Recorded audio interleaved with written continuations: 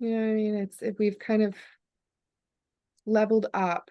That's what it feels like. It feels like we've leveled up in the game. Yeah, absolutely. I ran across someone who was talking about the Schumann resonance spiking so high that it's almost they what did they say? It's almost like blackout level. The Schumann resonance is spiking high, which of course is forcing the purge, it's forcing the push up. Solar flares, the eclipse bookends, everything that's happening in between the eclipses and the full moons Mm. and the this, that, and the other thing. You can speak to that better than I can. And the equinox, In right? the equinox. Oh, that's right. Spring equinox, right in the middle of the bookend of the eclipses. Mhm. It is definitely a leveling up. I literally was walking around the cabin the other day, and it was like I literally walked through a portal. There was this whole flash in my body, Wow. and it was as if the light changed. So I'm like, huh, well, good. Timeline moved. Yeah. And then the other day I was meditating and I'm getting better visuals in my meditation. And literally it was like I said, well, I want to timeline jump to the next level with our development and with Terwin. And it was as if someone remember when you could push fast forward on a video, like when we had VHS tapes. It was like Yeah. someone pushed fast forward and I was like I'm like, woo, woo, we're gonna let that go for a little bit. It was pretty wild. Yeah, the energy's much higher. It rained here like cats and dogs the other day. And the whole time the heavy rain was coming down, my whole body was vibing and like buzzing. Wow. Yeah, it felt really cool. Yeah. There was a So I lot of agree. storms here. It was a lot of, pretty violent storms here. That was when all of the tornadoes were rolling through. We were even under tornado watch way up here. So yeah. Have you experienced any timeline shifts or portal jumps or anything? Um, it seems to have happened sometime in the night, at least twice in the past month. There's been a lot of significant astrological shifts specifically for me and with my birth chart. And then in the collective, we're really seeing a ramp up of energies. March is the wildest month of the whole year. Yeah. But Well, it's I've the end of the definitely year, seen it. right? I mean, it's spring equinox. We're effectively starting the new year calendar. Yeah, the 13th month. Think about it. If December deck, right? 10, And if December is actually the 10th month, then January is the 11th, February is the 12th, and March is the 13th. yes. Yeah, it's Yeah. very interesting what we're seeing in the cosmos and seeing how it's playing out, specifically on the world stage, has been interesting. I've kind of disconnected a little bit from world, political news, especially because my goodness, the amount of opinions that are swirling around, I'm done. I don't care. Any of them unfounded in any level of evidence or, Yeah. you know, Yeah, it's just sheer lunacy right yeah, now. And conjecture, I projection. think that has to do with the fact that, Venus is retrograde, right? Mercury just went retrograde a couple days ago. We had the full blood moon eclipse. Yeah. We've got the shift coming in for the spring equinox. It's just it's all these things. And people are wondering why they're feeling kind of crazy and out of sorts. And it's because we're all experiencing massive timeline jumps, whether people know it or not. Right. Yeah. Yeah. And speaking to there's an automatic thought that it's going to be negative, right? So the purging is negative, the timeline jumps are negative, etc. But I have to tell you from personal experience, we're moving Friday. As soon as we made the decision to move and started looking for a place to live, some things that have like felt like they've been holding their breath started to roll. New projects come through, new opportunities come through, people step forward. We had a house that we been on to do work on like 10 months ago. They called, they're like, yeah, pipes froze. Now we have to work on the house and it's going to turn into a 6-figure project. So it is the shift, the purge is almost as if there were these things stacked in the way, and now those have moved out and the flow is happening. Yeah. And I've asked for it, and I've said I want to see evidence of it, and I need it, we want it to happen in this space. We require these kinds of things to happen. Very sort of commanding in my energy, but also with a humility that says, if this is not the right thing, make sure we know, right? Make sure we know, close a door, close a window, make it obvious, etc. And all the way through, it's like, yep, yep, yep, yep, yep, yep, yep, yep. And it makes me wonder about the time period we've been here, but I don't wonder about it anymore. We needed a clarification period, and we needed a reset period. And we had both over the last few months. So though it's created some challenges in the 3D world, it has established some really nice energies in 4D and 5D, and just really reconnected us where we needed to. It's really good. You know what I've noticed too is that a lot of people are kind of frustrated with themselves because they're only a few months into the year, and already the goals that they had set to attain, starting January 1, they haven't attained them. And honestly, it's because they're not living according to the natural rhythms and cycles of the universe. Yeah. The idea that you're supposed to get jumping on those New Year's resolutions on January 1st, it's pure idiocy. It's you're in the rest phase. Wintertime, all of nature rests. No wonder you're tired. No wonder you want to lie down and take a nap. It's rest season. You're not supposed to be starting new things. And a lot of people were frustrated by, they're blocked from getting something off the ground. And it's because they're not in alignment with the energies.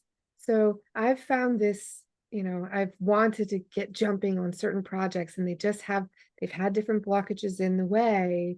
And that was because the energy was not aligned for it. So now the energy is aligning, and I'm starting to see, oh, things are moving faster now. Yeah. You were told you were going to have to pick up the pace in a few months. Boy, howdy, are you? Right. It's good though. It's very good. I agree with you. A lot of people are looking at it like, oh no, it's negative. This purge is a bad thing. No, you're releasing old cycles, old patterns. I mean, look at the nodal shift of the moon. That's exactly what it is. It's another, 18-month cycle of learning a different lesson and evolving even further. Sure. So, embrace it, go with the flow, release what needs releasing, and, Yeah. initiate those things that are ready to see action. Yeah.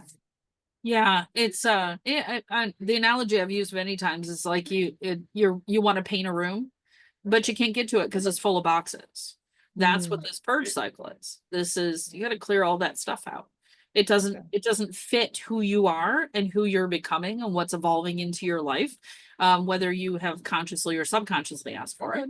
Um, it's an opportunity to really evaluate, okay, these are the things that I'm looking at in my reality, and I go, really like those.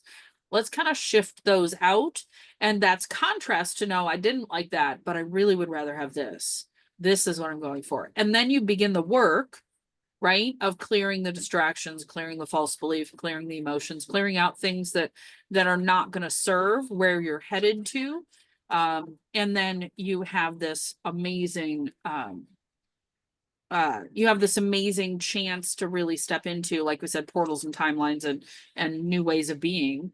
You really want to be intentional about that, because if you aren't intentional, the subconscious will continue to drive you back in old patterns. And there was a discussion, I've seen discussions about karmic patterns shifting right now as well. And those, the release of karma is the lesson learned and no longer need to be repeated. That is the lesson of karma. So we're creating new karmic patterns from what I understand, but we do have to clear out some old ones. Yeah, exactly. I mean, this is how we evolve. It's just like the way our physical body functions. We go from, infancy to childhood to adolescence to adulthood, and all the while we're releasing certain aspects of ourselves that may have served us in that season, but now we've grown, we're older, we're wiser, we're better. And a lot of people think, oh, once they've hit adulthood, they just stop. Mm. No, it's an ongoing process. We're always Well, and I feel growing. like that's when the real work happens because now you're consciously choosing it.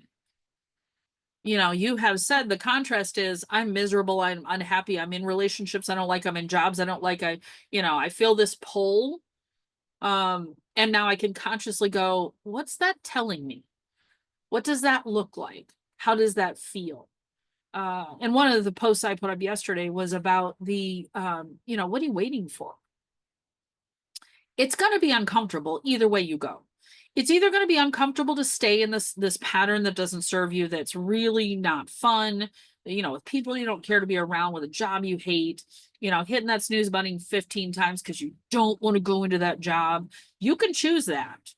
Or you can choose the unknown path, which is also going to be uncomfortable, but has the potential to bring you all kinds of beautiful, amazing things that you love to see and experience. You get up in the morning and you're like, yes, what am I going to see today? What exciting things, what opportunities are coming today? So it's a matter of which do I choose? Do I choose the comfortable known path that's painful? Or do I choose a potentially painful path that leads to this expansive, awesome, incredible, fun? I never thought I would feel this way. I was the miserable person for so many years, and I honestly never thought I could really feel like every day is just this peaceful opportunity and these fun things. And what am I going to learn today? And who am I going to meet today? I never thought I'd get there, and I'm there.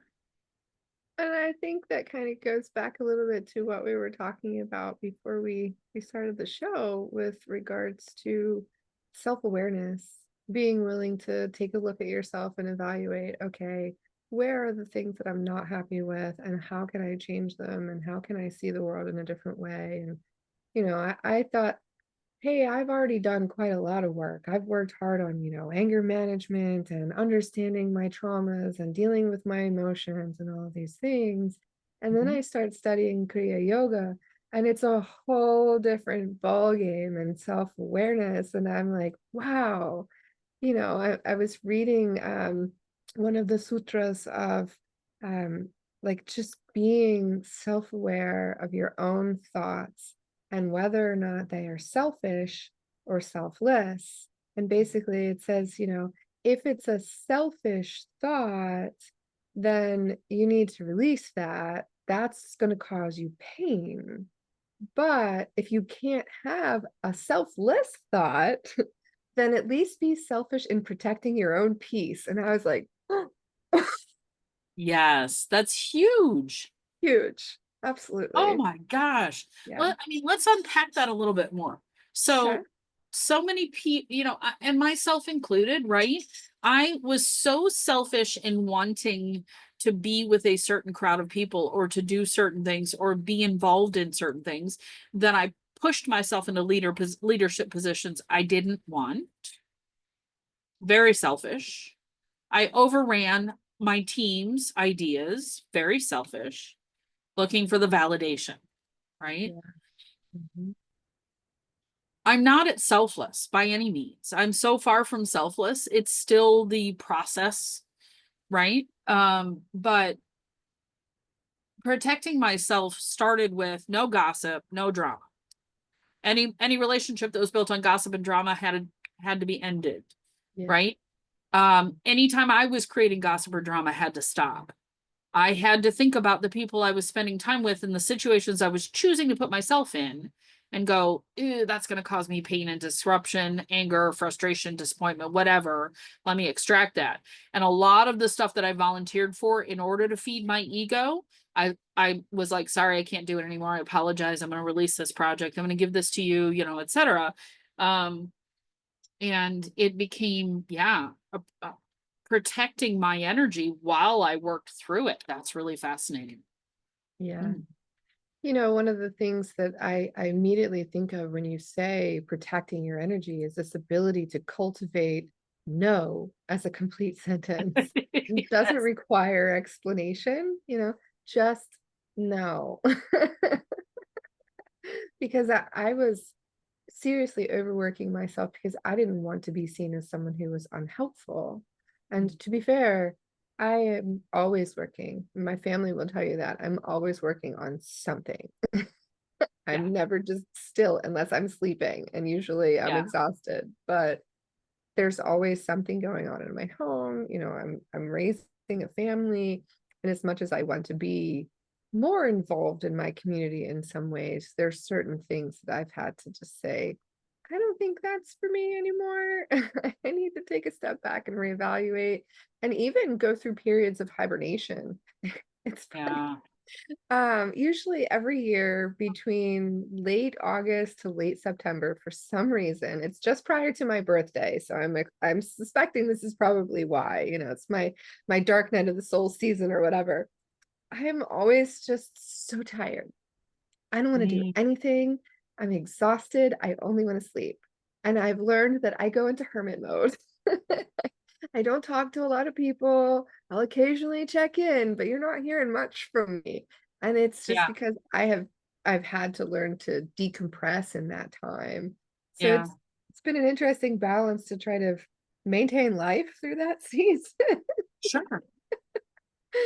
Managing our energy flow is really important, and being able to say no to the things that really, especially if they're not serving anyone.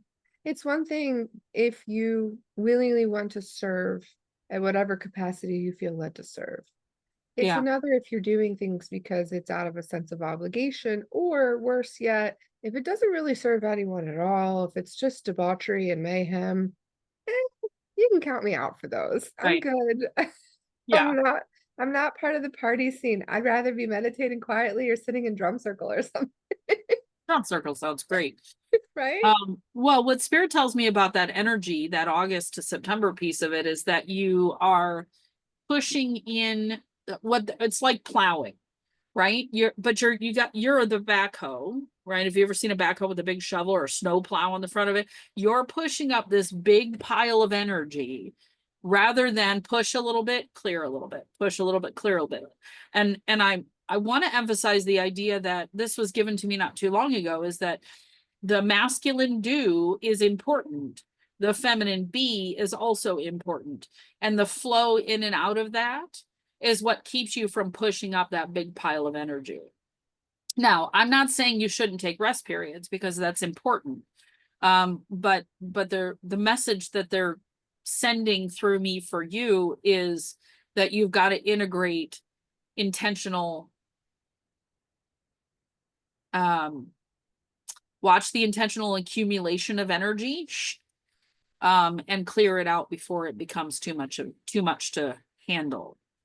Right. Um, my son does commercial excavation, and he'll tell you that you push the pile so far and it gets I'm too big, and you got to move anymore. some of it out, or you got to, disperse it out to different places or whatever. You got to go over the top, pull some back, and kind of, and maybe that's too, is you've pushed out so much energy out. And watch the intellect too. You may be like me. I get so up in my head that I get exhausted, and I have to pull back down into my body, and that's when I call them my power rest, or a meditation. One of the two might be midday, but the idea is that I have, thinking, doing, and then I got to drop into my body, and I got to release all that air energy, because that's the intellect is the air energy. So it's like you're filling up this balloon and it's full. Um, Let's and marrow. it is most days, I'm learning multiple languages. I'm reading about all different, metaphysical kind of topics, health topics. Any given day, it's some kind of study. I Yeah. love it. It's a Hmm. part of who I am. I'm Sure. hungry for knowledge all the time. However, it definitely has its drawbacks, and I have learned to kind of pull back the reins a little bit. And I keep being called, Spirit keeps telling me, lean into the feminine, lean into the flow. Instead of worrying about accumulating the knowledge, just sit in meditation with it. So I've been much more intentional with my time, with how I choose to structure a container or a vessel around it to give me space to just be and not feel the need to run after something. I heard an old friend say something the other day where she was basically like, if you are constantly running after knowledge, in this day and age, what do? We go to Google, right? We type it in, we go to ChatGPT, whatever, and we find the answer. What if instead you just sat still and asked for the answer that's already available to you in, the Akash, the ether, the Akashic record, whatever you want to call it. Perfect field. Yeah. It's already there. It's there. Just sit and receive it. And I was like, well, that's easier. I can So I'm confirm because my practicing. message coming through was the same thing. You know it. Yeah. You know it. It's there. Tap Yeah. into it, allow it to flow through. And here's the, we talked about this, I think, in the last one. It's not linear. So we think we're going to pick up a book and I'm going to read and learn everything I can about mushrooms all in one setting, right? Versus let me go and experience growing mushrooms and, what do they show me? Oh, that's interesting. Let me know more about that. Bring in a bit of, a few data bits of information, go and experience. So that is the be and the do in harmony with each other. I find that spiritual pursuits specifically, out of all of the things that interest me, quantum mechanics, the frequencies and all of these different things, the central tenet for me, the driving force for me is connection with spirit, connection with God, understanding on multiple levels, the way ancient civilizations understood God to now, this universal force. I understand it naturally, intuitively. I understand that it is very dynamic. It's not a static kind of force. But yet for some reason my Libra and Aquarius brain just keeps me on the hunt for new and for more. And I'm the kind of person that I can pick up puzzle pieces from all over the place, and they don't even look like they go to the same puzzle, but they do. They all connect. For me, I can find all of the connections, and it's crazy. So much so that I struggle with standard methods of, productivity or project management because of the fact that I can't see it visually in like a mind map. Yes.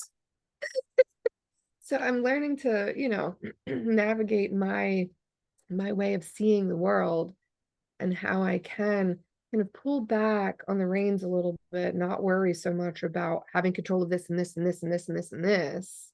Because if I just sit in the flow, I can be much more receptive. Yeah. I know that my unique psyche requires a very large container for that. Well, you're also in your mother's, you're in your mother phase of life, right? And so there is a stronger element of control because you're holding the bumpers up for these humans who are navigating their way through, and you're just trying to keep them out of major harm, right? It's like I always thought as the kids got older, I thought that my role was like when you go bowling and they put the bumpers up, just to make sure that they stay out of the gutters. That's my goal, right? How they bump along in life, how they figure it out, whatever is really their major thing.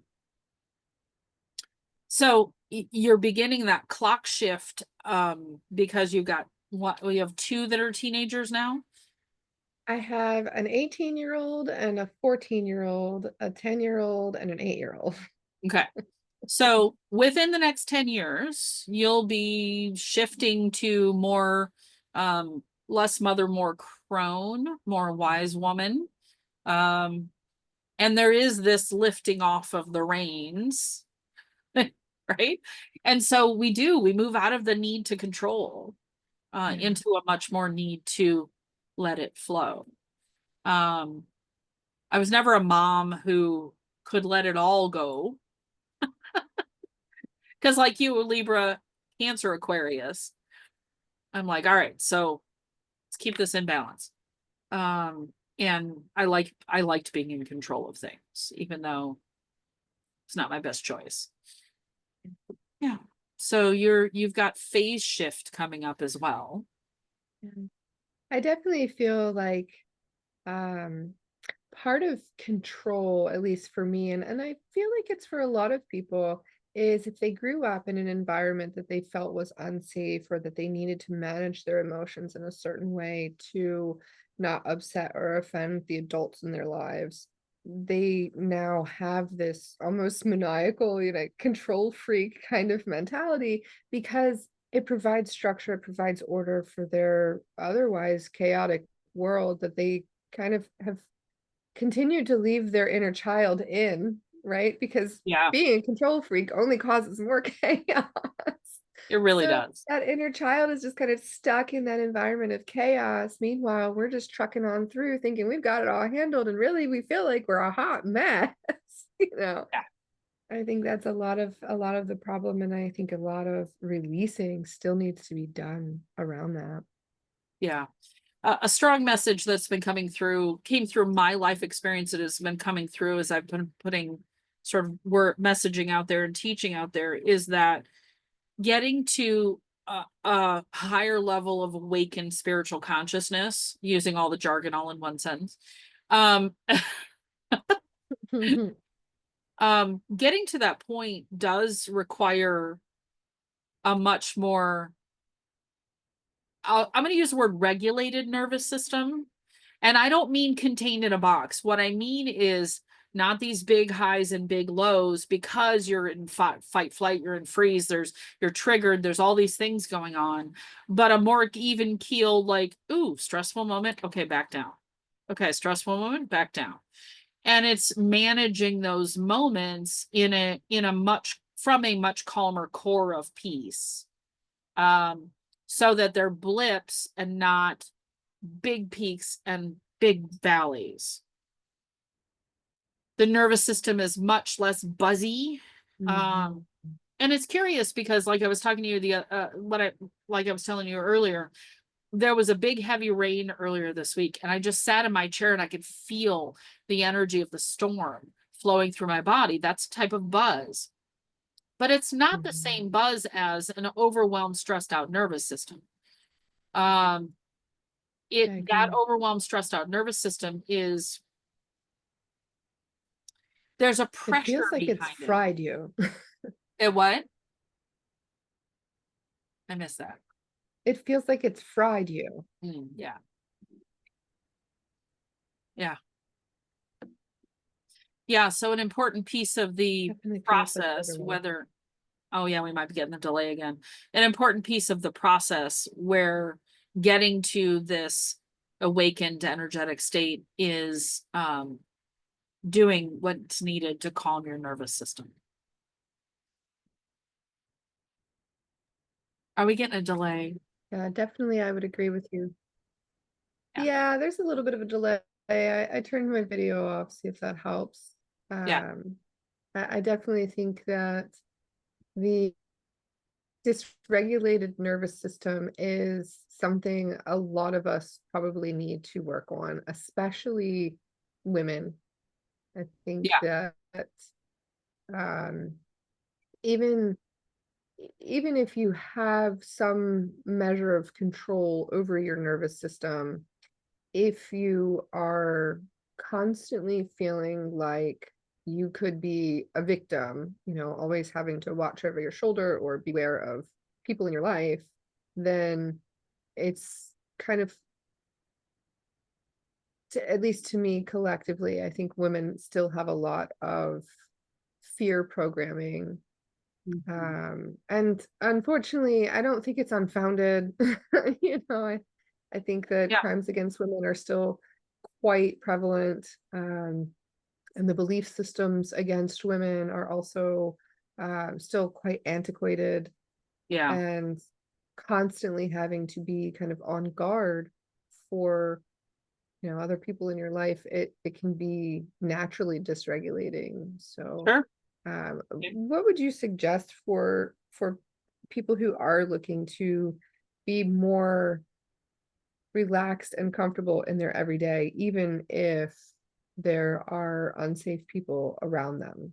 Obviously, get away from unsafe people if you can, but you know. Yeah. A few things that I recommend that worked very well for me, and I've seen work for other clients is find a quiet, safe space in your own home, create it. I did it in a bathroom. because the bathroom is usually the only place that I can kind of be alone. Mhm. And bring into that space with you things that equate to they're yours, they calm you, bring sound into that space. So music without lyrics is generally recommended, whether it's George Winston or hang drum, or it could be, the yoga meditation music, the stuff they play when you go get a massage. It could be that kind of music. But I really feel like frequency healing music is an important piece of it, and creating a space that you feel you as soon as you walk into it. I've watched movies where they talk about prayer closets, and that the energy shifts in that prayer closet, and make it your protected space. Make it you own that space, right? And even if someone walks into it, it's still your space. You set the energy of it. You own the energy of it. Clean it with salt and essential oils. Get essential oils that help to protect your energy field until you're strong enough within yourself. White Angelica from Young Living, Palo Santo, another really good one. If you're going to use sage, I would pair it with one of those others, because it can be, sage is pretty strong purgative. And wear those. Like, create a force field that is based on frequency, sound, smell, the clothes you wear. And then I actually created a prayer, if you will, that I did every morning. And it contained a process. So the process was, I would put the essential oils on my hands. I would swipe through everything. Everything that is not mine, that is negative, that doesn't belong to me, it's gone now. And I would sweep it completely out of my energy field, sweep all of it, right? And first I was using scripture, and people are certainly welcome to do it any way that they want, but I put on a full armor as I go into the day. Only good comes in, only good goes out. And I would repeat that 3 times. Only good comes in, only good goes out. Now that held me responsible to, if someone was angry, I wasn't letting good in, I needed to leave the situation if possible. Preferably, if it's a consistent chronic thing, you find a way to leave the situation for a long period of time. You also then need to be responsible to yourself to say that no drama, no gossip, no judgment, etc., and begin to check what's coming through your own thoughts and speaking. So that's the only good goes out piece of it. Those simple things can help to contain your own energy field, and you can then build more confidence in your space and in your energy and in yourself in that space, to the point where if someone is potentially not just negative but potentially abusive, you gain that energetic, that strength, that confidence of your own spirit, that you can make a decision to do whatever you got to do. Move in with a girlfriend, find a shelter, find someone else to help support you. I've done it with a couple of friends of mine. I gave them a place to come to while they kind of reset and got their emotion balanced and found their footing underneath themselves. And I agree with you. Women have been the subject of a lot of abuse and negative energy for many, many eons. I see us Definitely. standing up for ourselves and take responsibility for ourselves. I still think we look outside of ourselves for a rescuer through legislation, through the government, through church, through whatever. And some of that can be helpful, but we then also have to take responsibility for our own decisions in life and the environments and the people we put ourselves in connection with. And so has to be that piece of it. To create a safe environment, you have to first be creating that safe environment. You really can't rely on other people to do it. You don't know what their timeline is. You don't know what their priorities are. You don't even know that they're eventually going to even do it. So safety starts from within. And then from there, you can build up. Whether it's to take a jujitsu class so you feel physically more safe, or work with someone who can teach you about chakras and energy and become emotionally and energetically safe. So that's the first level. That's the 2 and 3D level of consciousness. And then that moves you into the fourth level of consciousness, which is where you're coming between yourself, this 3D experience, and the creator, and you're starting to make that connection. And then stuff starts to fall away that doesn't belong anyway.